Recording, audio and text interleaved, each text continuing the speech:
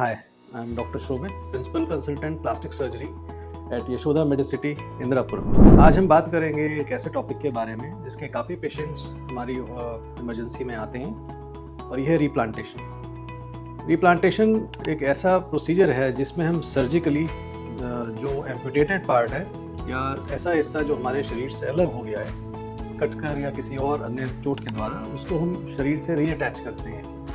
तो ये रीअटैचमेंट सिंपल एक रीअटैचमेंट ना होकर उसमें एक कॉम्प्लिकेटेड प्रोसीजर है जिसमें हम पहले उसके जो स्ट्रक्चरल एलिमेंट है, जैसे स्केलेटल स्ट्रक्चर्स हैं, बोन हो गया, पहले हम बोन को जोड़ते हैं, फिर वेसल्स को जोड़ते हैं जिसमें आर्टरीज और वेन्स दोनों हैं, फिर उनके जो फंक्शनल स्ट्रक्चर्स हैं जैसे टेंडन्स और नर्व्स उनको जोड़ते हैं। तो कुल मिला के ये एक काफ़ी कॉम्प्लिकेटेड प्रोसीजर है। ऐसे में हमारा सजेशन ये है, सबसे पहले लाइफ ज़रूरी होती है, तो ब्लीडिंग कंट्रोल करने के लिए जो नियरेस्ट हॉस्पिटल है आप वहाँ जाएं, ब्लीडिंग कंट्रोल कराएं और जो एम्पुटेटेड पार्ट है उसको संभाल के रख लें, उसको अच्छी तरह से वॉश करके एक पॉली बैग में रख के और फिर आइस कंटेनर में रख दें। आपको ये खास ख्याल रखना है कि उसको डायरेक्टली आइस के कांटेक्ट में ना रखें, एक पॉलीथीन का बैरियर जरूर रहना चाहिए। पॉलीथीन में रख के फिर आप उसको आइस के कंटेनर में रखें और फिर हमारे पास मरीज़ और एम्पुटेटेड पार्ट आप ला सकते हैं। देखिए, एम्पुटेशन जो होता है वो कई कारणों से हो सकता है। इसमें जो मोस्ट कॉमन कारण जो हमारे पास आते हैं उसमें जो शार्प कट इंजरीज होती हैं। शार्प कट का मतलब कि आपका ब्लेड जैसी शार्प ब्लेड से इंजरी हुई हो जिसमें कोलैटरल डैमेज मिनिमल होता है, आसपास के टिश्यूज़ बहुत कम इंजर होते हैं। तो शार्प कट में जैसे ग्रास कटिंग मशीन हो गया या शार्प वेपन जैसे तलवार से कट हो गया, तो इन केसेस में एम्पुटेशन के रिजल्ट्स अच्छे मिलते हैं हमको, क्योंकि टिश्यू डैमेज कम होता है।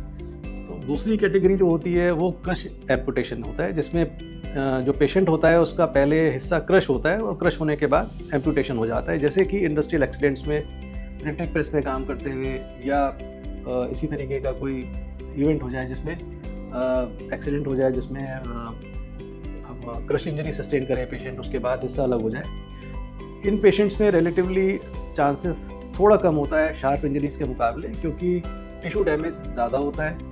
जो पोर्शन बॉडी का जो क्रश हो गया है उसमें वेसल्स भी डैमेज हो जाती हैं, तो हमें वेन ग्राफ्ट वगैरह डालने पड़ते हैं, या वो एरिया जो कि बैडली क्रश्ड है या मैंगल्ड है उसको हमें डिब्राइड करके फिर रिप्लांट करना पड़ता है। तो compare to sharp cuts crush injuries में थोड़ा सा रिजल्ट पुअर रहते हैं। तीसरी कैटेगरी है एवल्जन एम्पुटेशन। इसमें जैसे क्रशर मशीन होती है, उसमें कई बारी पेशेंट खेत में काम करते हुए गेहूं के बालियों के साथ जो उनका जो बंडल होता है कई बार हाथ भी फंस जाता है और वो खींच के उखड़ जाता है, उसको हम लोग एवल्जन एम्पुटेशन कहते हैं। इसमें हमारे रिजल्ट सबसे ख़राब होने की संभावना होती है, क्योंकि इसमें जो टिश्यू डैमेज होता है वो मैक्सिमम होता है। वेसल भी खींच के अलग हुई होती है, नर्व्स भी खींच के अलग होती है, मसल्स भी खींच के अलग हुई होती हैं।